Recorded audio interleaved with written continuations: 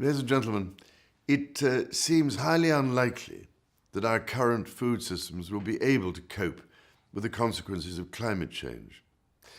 The depletion of soil and water resources, higher average temperatures, land use changes, and an increased prevalence of pests and diseases pose major challenges not only to feeding an unsustainably growing population, but also to the well-being of the natural environment that we rely on to sustain us.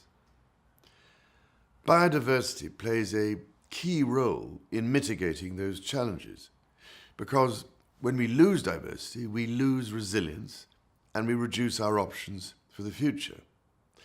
So it is profoundly alarming that crop diversity, for instance, is disappearing at an increasing rate. We know that for several crops, up to 90% of diversity has already been lost in different parts of the world. With a reduced pool of genetic diversity at our disposal, it will become more difficult to produce abundant, tasty and nutritious food to feed an unsustainably growing population with a minimum of inputs.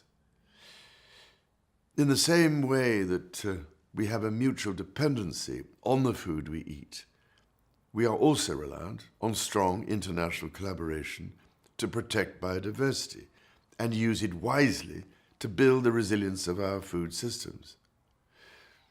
That is why the United Nations Sustainable Development Goals contain a specific call to action for this purpose.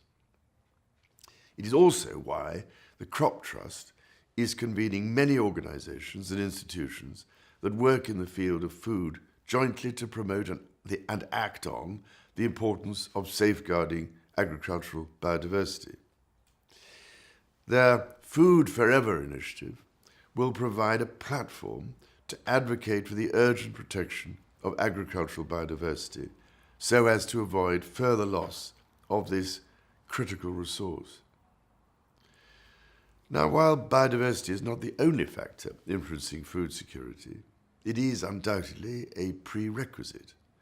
So, in arguing for greater protection of biodiversity, we are helping to make it more likely that everyone has food forever, and we should all profoundly hope that this admirable initiative succeeds.